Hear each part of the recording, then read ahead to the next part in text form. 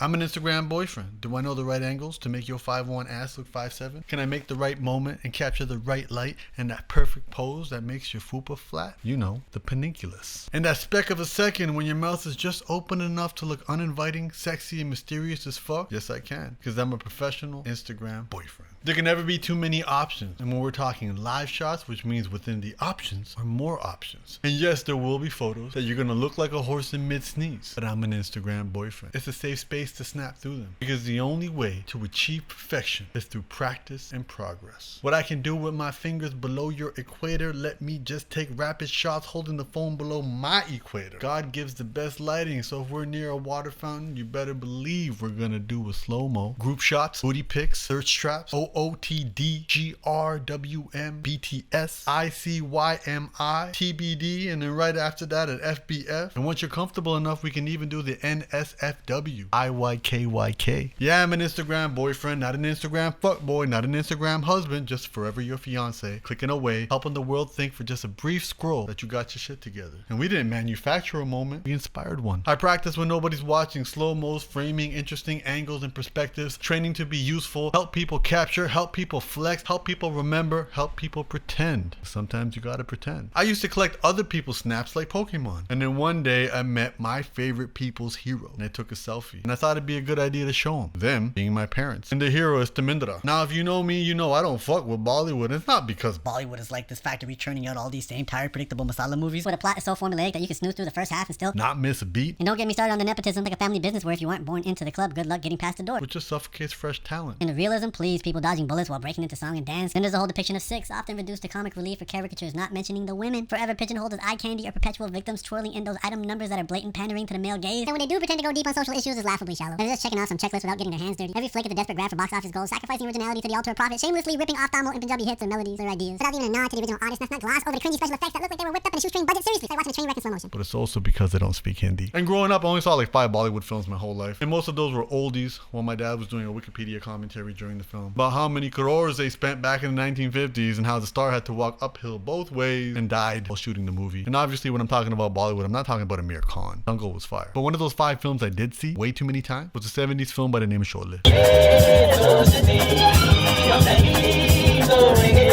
For the rest of y'all who weren't singing along, Sholay is a cult classic starring 2 gentlemen by the name of Tamindra and some other guy. Tamindra was the Clint Eastwood, the John Wayne, the Brad Pitt, the George Clooney of his time. He did it all. He was the romantic, all the dramatics. He was an action star, all with this one big teddy bear beer belly and a lot of love handles. So somehow I ended up in a room with this man and I took a picture and I sent it to my mom, thinking she would be so happy and excited for me. She was not. Instead, she called immediately and said, "Where was this?" and began to whine. She said he's here for an award show and she wanted to go see this award show so she could be in the same space as him and witness him in real life. Then I immediately remembered our last family trip to India where we got to go to Mumbai and we literally stopped outside his house just so my parents could take a picture. My parents are literal Swifties with Tamindra. So here I am feeling like a dick now. This is when flexing goes wrong. I thought this would be harmless, like when I take pictures beside Lambos and share them with my friends. Yes, I still do all that dumb basic hoe shit. I just don't do it on Instagram. I do it on my little chat group in WhatsApp and only flex to my 10 friends. It really makes them jealous, so we just do it for fun. But this time it worked. But it worked on the wrong people. It worked on my mom. This is the one person I would never want to hurt. More than I already do by never listening to anything she says. The next day I'm at home eating breakfast. I have a flight to Chicago early in the evening and my dad comes home from lunch. He's a cabbie back then. And he's glowing. He's asking me a million questions, beaming with pride. He also begins to Wikipedia Desi dasplain to me how down to earth Tamindra is. Even as the massive movie star that he is, he used to sneak into his home village in Punjab just to have a drink with the boys. Even my mom gets into the excitement by admitting that she used to skip school to watch some of his films. My dad ends his Desi dasplaining by saying these words: "I am so proud my son met my hero." Now, that may be the first time I have ever heard the words proud and son in the same sentence coming from my dad. And I don't think I've heard it since. The most I get from a Punjabi dad is the equivalent of, "That's good." And that's only when I show him my bank account. Yes, in addition to doing a lot of basic stuff like posting pictures with Lambos in front of my friends, I also show off my money to my parents. Yep, not so humble the poet. But if you're an immigrant kid whose parents expected you to be a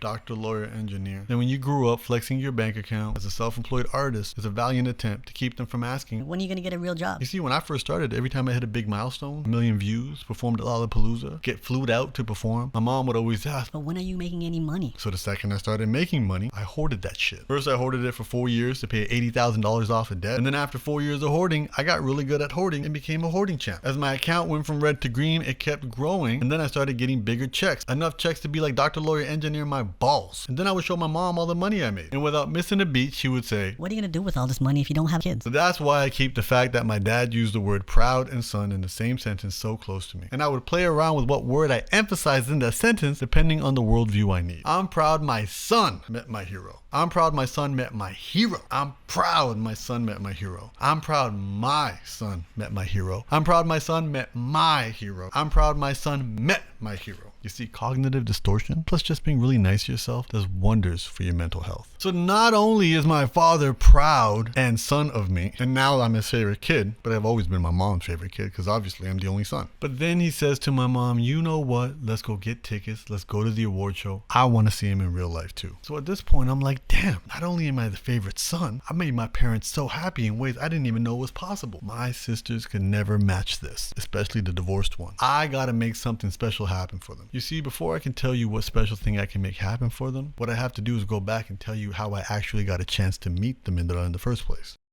I actually went to this random hotel initially to meet somebody else. It was a buddy by the name of Diljit Dosanjh. Now, if Demindra is Clint Eastwood, John Wayne, George Clooney, and Brad Pitt all put together, Diljit Dosanjh is like Keanu Reeves mixed with Ryan Gosling, mixed with Childish Gambino, mixed with Betty White, mixed with a puppy. He is completely wonderful, good energy, and very unproblematic for those of us who are not part of Bhangra teams. So I go to see Diljit, and I was with a group of people. Some of them were people I just knew, and there were some people that I didn't know at all. One of the guys I just knew a little was like, hey guys, I gotta go to a different floor and I gotta see my uncle. And we're all like, okay, bet, let's come too. And he's like, no, you guys should stay here. And we're like, no, it's cool. We're not trying to crowd Diljit's space, even though Diljit is a sweetheart and would have fed us dinner. We don't want to overstay our welcome. So let's just come up with you. So we go up a few floors, we walk into this room, and bam, Demindra. He was the uncle. And that's why that guy didn't want us to come. And the reason I'm telling you this backstory, the reason I'm giving you the context to the context, is I want to illustrate how little I knew this guy who put us in this room with Demindra. And I also want you to understand how unenthusiastic he was about us being there with him. So now it's the next day. I'm sitting at my parents' kitchen table eating aloo paronte as my parents glow. Their favorite son. But now as their favorite son, I got favorite son responsibilities. So I decide my parents are going to meet Demindra. And I'm going to find this guy and he's going to help me make it happen. So I hit up our mutual friend. That's my boy Amr B. He runs Hundas. And I say, please connect me with this guy. And I get a hold of this guy and I'm like, my parents need to meet Demindra. We have to make this happen. And as a guy who's heard this endlessly about people needing to meet me to pitch ideas, take pictures, or fulfill a prophecy, I know how these requests hit. They don't. The goal here is not to appeal to somebody's empathy. You want to appeal to their self-interest. The problem is I don't know this guy. I don't know what he wants. So I'm just shooting shots, hoping one of these sperm hits the egg. I offer a hug. I offer money. I offer to put my fingerprints on a murder weapon. I said, whatever you want, bro, I will owe you a favor for life, but this needs to happen. And he says, no. Well, he wasn't saying no because he's Canadian, but he was shutting it down in a Canadian manner. He said he would if he could, but he can't, so he won't. And he doesn't have the power to make it happen. And all I kept saying was, bro, whatever you want from me, you can have because this needs to happen. And I don't know how many times in my life I actually committed to something needed to happen and actually meant it. See, we throw around the word need a lot when we actually mean want. We need a Birkin. We need the new iPhone. We need to see that movie. But those things aren't oxygen. They're not water or a free Palestine. Those are needs. The rest of the stuff is just wants. But this time I said it needed to happen and I meant it needed to happen. He said he'd try, and to his credit, he actually did. He asked whoever he had to ask, and I told him whatever they wanted, they could have it too. More fingerprints on murder weapons, because this needs to happen. And this entire conversation is happening on the phones. I'm textually harassing this man for like an hour. My dad already went back to work, and my mom took a nap. But I'm still at the kitchen table, being thunder thumbs, trying to make it happen because I'm committed. Here I am, bartering, negotiating, I'm pushing, and depending on your personal tolerance, I was either being assertive or aggressive. And he said it can't happen. He said he was sorry. He said he tried, but it can't happen. Thumbs are tired and I don't have any Hail Marys. I'm just a broken record chipping away. Bro, we can make this happen. Bro, we can make this happen. Bro, I know we can make this happen. 3 dots. They disappear. 3 dots again. Then,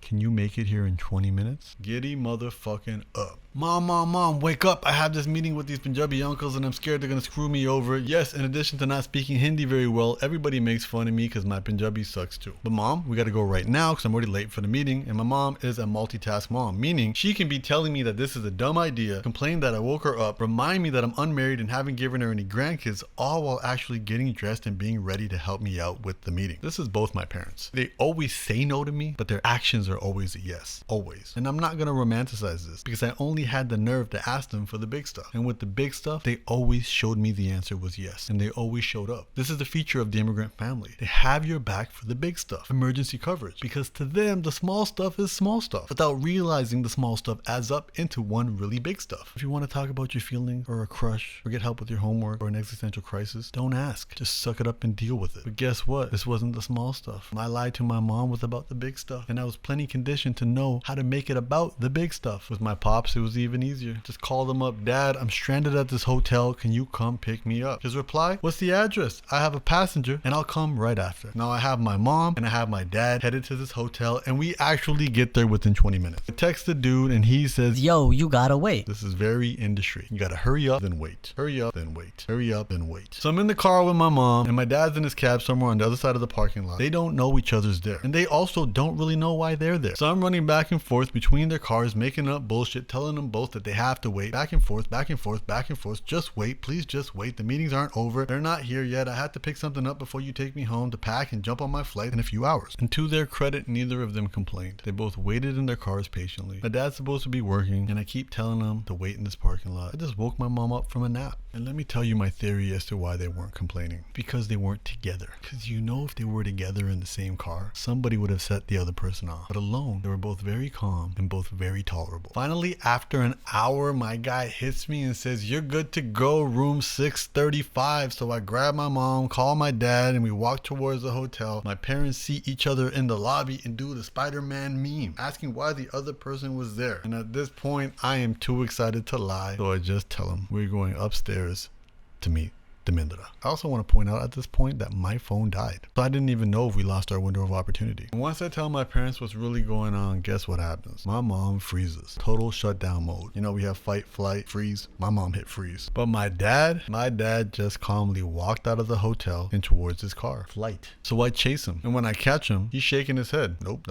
And I stop him and I grab his shoulders and I'm like, hey, we gotta go upstairs. And he's like, nope. I'm like, what do you mean, nope? And he does something I wasn't ready for. You see, I'm still buzzing off him saying proud and son in the same sentence. I don't need any more first time experiences with my dad. We're good for a decade. But also to make this meeting happen and potentially go into jail for a murder that hasn't happened yet. Because I agreed to put my fingerprints on a weapon. So at the very least this man can do is explain to me why he doesn't want to meet his hero. And he just says 3 words. 3 fucking words. Not like this. And he looks down at his clothes. You see, my dad's been driving cab for 30 years. And this is just a regular cab, not a schmancy airport limo where you gotta wear a suit and tie. You know, that same suit and tie they wear to weddings and funerals and everything. Because they're always ready for work. And this is how they find each other in a crowd. My dad was wearing a polo with the buttons open, some hand-me-down track pants for me, and some motherfucking jut sandals. And for those who don't know what jut is, let alone jut sandals, amongst the Punjabis there's different castes. Just being the most...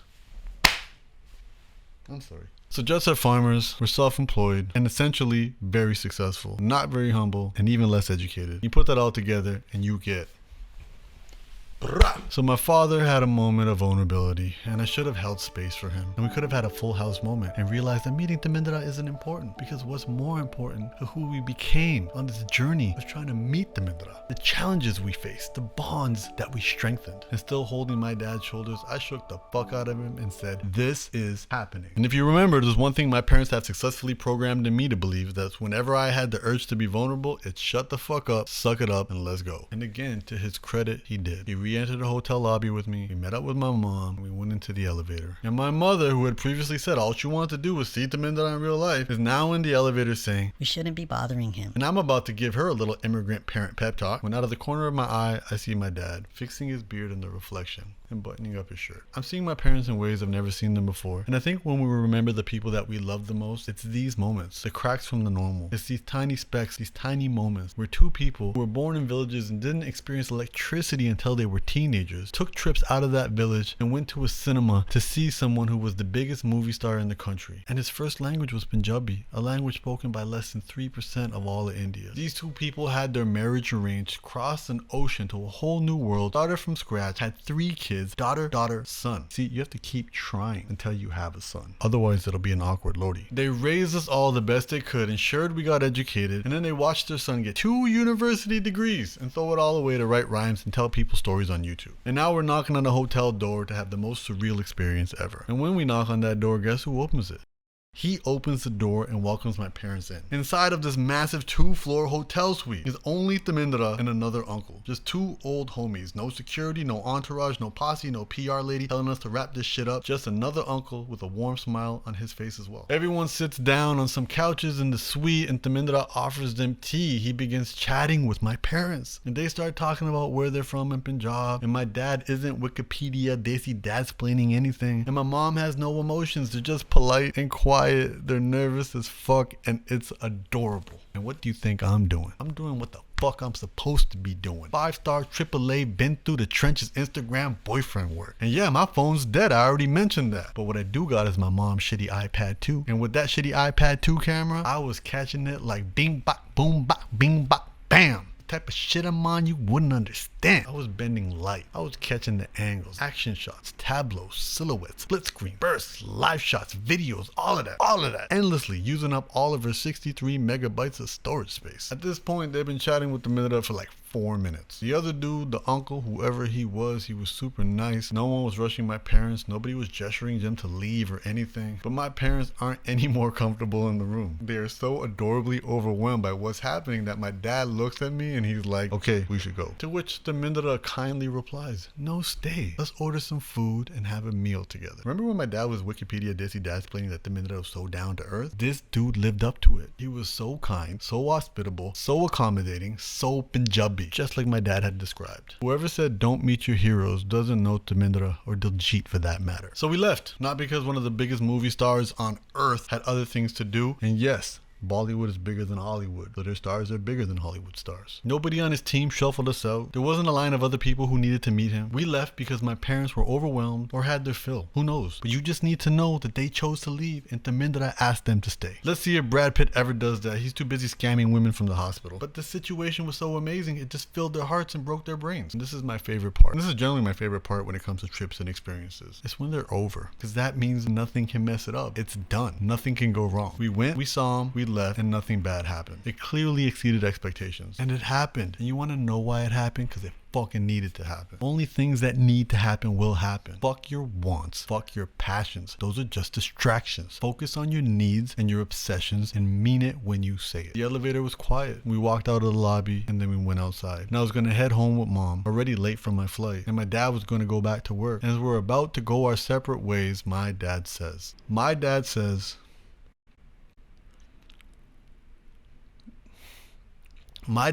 thank you. You made my dreams come true. If you want to talk about brains breaking, I couldn't even conceive the idea that my dad had a dream, let alone it coming true. See, my mom, that's different. She's got dreams. She expresses them all the time because all of her dreams involve me getting married, me having kids, all boys of course, all with cute little Judas, and they'll all play in my parents' big ass backyard. But here we are, my dad saying proud and son in the same sentence, being vulnerable with me, and now thanking me for making his dream come true. A dream I didn't even know existed. That was a feeling I didn't even know I could feel. It was a feeling that made every milestone in my career, every Instagrammable moment feel like nothing in comparison. It was a feeling like I could do some crazy shit, some bigger than this world shit, some 0.00000000000000000000000000001% shit. The stuff that would never happen type shit. And the most important pictures I'm a part of aren't gonna be the ones I'm in, but maybe they're the ones I take. I'm not just an Instagram boyfriend, I'm an Instagram son. I'm an Instagram brother. I'm an Instagram friend. I have the ability to do for others and make memories that they'll actually cherish for the rest of their life. Sometimes our biggest issue is focusing on ourselves too much. And sometimes that selfishness can disguise itself as putting everyone else first, but that's just people pleasing. Doing for others is different. See that guy who made it all happen, the one that connected me with the Mindra, the one I still owe a murderous fingerprint to, he's never asked me for shit. He's responsible for one of the most important core memories I'll ever have to date. And he simply replied, glad glad it went well. And I haven't even seen him since. Do for others, need for others, make for others.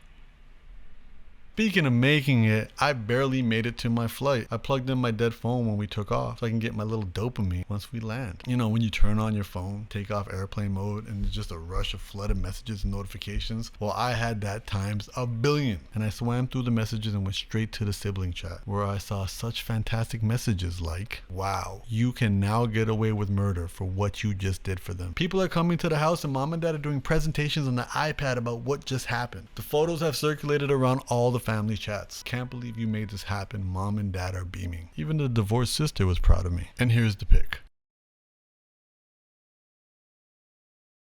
You see, the first job I ever had was delivering newspapers. Then I was selling newspaper subscriptions door to door. Then I was telesurveying. Then I was handing out flyers for nightclubs. All these jobs prepared me to talk and think on my feet. And then I became a teacher. And then I learned that if I wanted to keep someone's attention, I'd have to use my words wisely. And that helped the journey of becoming Humble the Poet. And that journey taught me how to harass guys that barely knew to make sure my parents could meet a hero of theirs that they just wanted to be in the same stadium as. I don't know where you are in your life, and you may feel like what you're doing isn't what you want to be doing, and I'm not going to say some dumb shit like trust the process. Instead, I'm going to say trust in progress. What you spend your time doing is what you're going to spend your time improving on. And if there's qualities of your life that you really like, lean into them. You see, I was an Instagram boyfriend to validate the pretty girls, but that also helped me become an Instagram friend, an Instagram dog owner, and most importantly, an Instagram son. But all that training really just taught me how to take pictures when it really matters. Despite me telling you this story, this wasn't even the most important picture I took. I realized quickly as an Instagram boyfriend, I was just helping people manufacture moments, fake things that never happened. These weren't pictures of something that happened. They were pictures of people posing to pretend something is happening, so they can confirm to a bunch of strangers that they're worth noticing. My parents have a life. They're not part of the generations that curate their lives for an audience they don't know. That's us millennials and Gen Zs, and some of you Gen X's, but nobody really cares about you. Because when my parents' time is up, I want to remember them as they are themselves, not who they curated for other people. The pics that I'm going to cherish the most aren't going to include this Demindra pic. Yeah, it's a flex. Yeah, my parents became celebrities in their own little world. For me, the pics that matter the most will be the ones they don't even know I'm taking. Capturing the specks of joy in the moment that we'll never get back, where they didn't even know I was watching, where they were just being themselves, because even who they are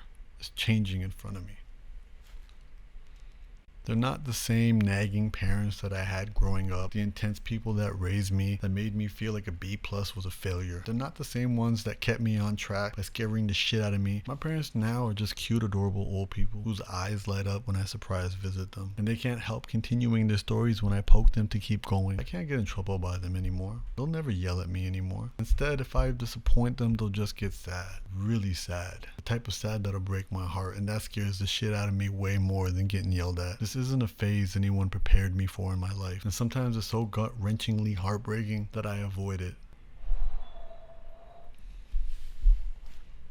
But at the same time, I still want to capture it. This isn't about validation anymore. It's about preservation, because the idea of forgetting is terrifying, even though I do it now. I call less, I visit less, not because I'm not interested, because sometimes the stress of day-to-day life feels more manageable than seeing the age on their faces and hearing about the latest health issue that they're hiding from us. We don't know what stuff actually matters until it helps us with the stuff that we think matters. Like when I have 10,000 videos of my little puppy doing the exact same thing, sometimes I think it's overkill, but it won't feel like enough when she's not here, because even if she lives a full-ass life, that won't nearly be long enough. Hey, I'm being sentimental with you.